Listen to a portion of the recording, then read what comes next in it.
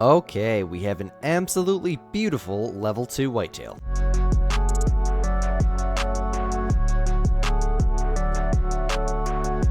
Hello my friends, and once again, welcome back to my YouTube channel. Today we're back out here in the Hunter Called Wild once again, and what we're going to be doing today is a herd management explained video. Now this is a super highly requested video throughout my channel, as herd management is a grinding technique that I would say pretty much every Call of the Wild player would want to learn, and whether you're going to use it or not, it can still be very helpful to understand. So by the end of today's video, you guys are going to understand everything that you're going to need to know to get your map shot down, spawn hundreds and hundreds of diamonds along the way, and in my opinion, I actually believe for the Great One species that it spawns a Great One much faster. Now, I've spawned 6 different Great Ones, and the only grind that I didn't use herd management on was my pheasant grind, and my longest grind was around 8,000 kills, and that was my fallow grind on PlayStation 5 before I made the switch to PC, and I'm fairly sure that I know the reason why it took that long, and it's because I messed up the herd management process. I wasn't claiming every single deer that I shot, and I definitely learned from it because I came over here to PC, shot down my map, claimed every single fallow, and spawned my very first fallow deer Great One here on PC in just under 400 kills. So without further ado, my friends, sit back, relax, and stay tuned until the end of today's video, because I do not want you guys to miss out on any information at all, because it can and very well will mess up your herd management process. So without further ado, my friends, let's go ahead and dive right in.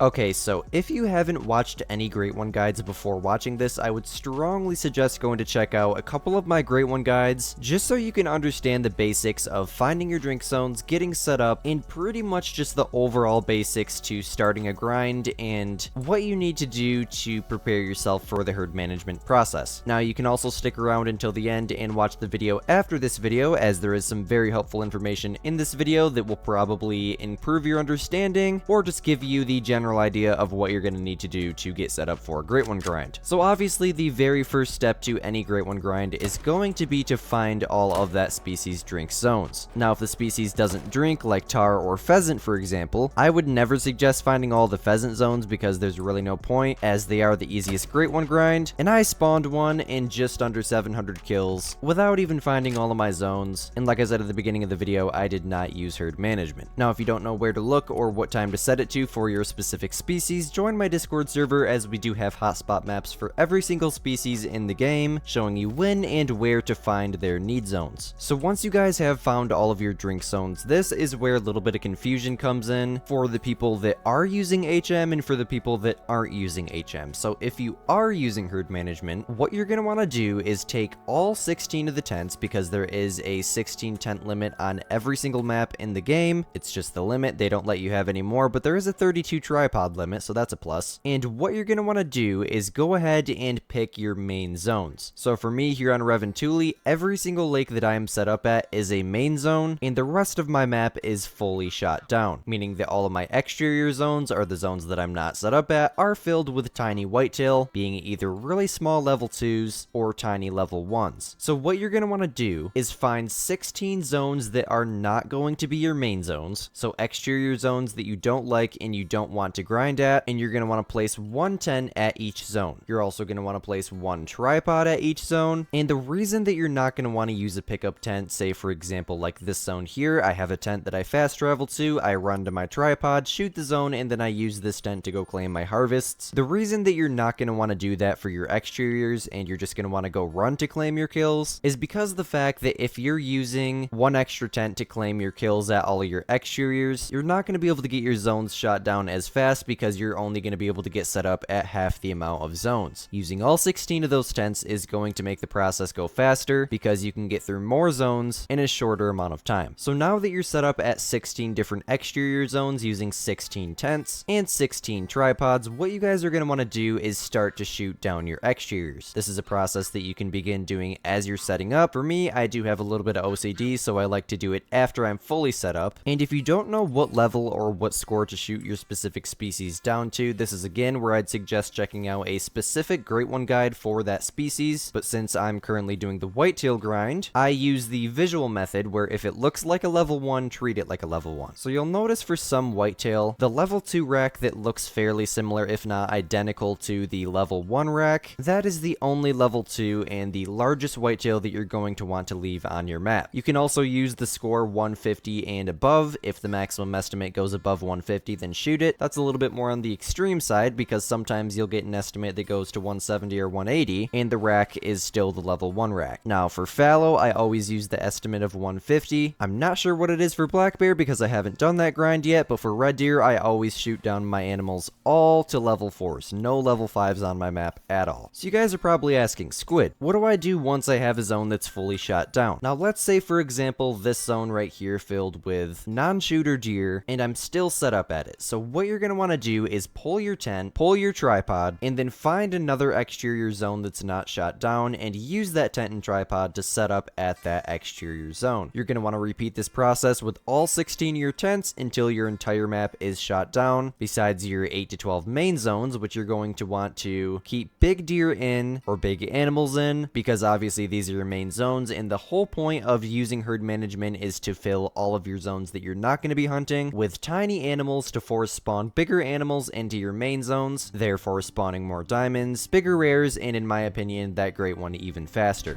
Managing your map is a process that's going to take you several hours. I think I have over 100 hours into my whitetail grind so far, and there is a ridiculous amount of zones here in Reventuli, so depending on what grind you're doing, it's not always going to take you that long. I would suggest either the red deer grind, the pheasant grind, or the fallow grind for a beginner player, as one of those grinds barely even requires any herd management, and the other two, it's really not that bad at all. Okay, so something that's going to help you guys get your exterior shot down very fastly is leaving max level animals on your map. Now, whitetail go diamond at level 3, and as you can see, we have a level 3 whitetail here. There should be a second one in this zone. There it is right there. This one's actually guaranteed diamond. 255 is diamond, and 267 is his minimum estimate, so that is an absolutely giant whitetail. So what stacking is the process of leaving max level animals in your main zones, and the reason for that is because of the fact that when the game senses that there's max level animals or diamonds on your map, what the game does is it balances itself out by spawning tiny little deer like these ones right here. Now if they weren't leaving right now because it's the end of their drink time, in fact I can probably still hit them. This is a main zone, so I'm gonna shoot every single tiny deer that I can possibly get my sights on.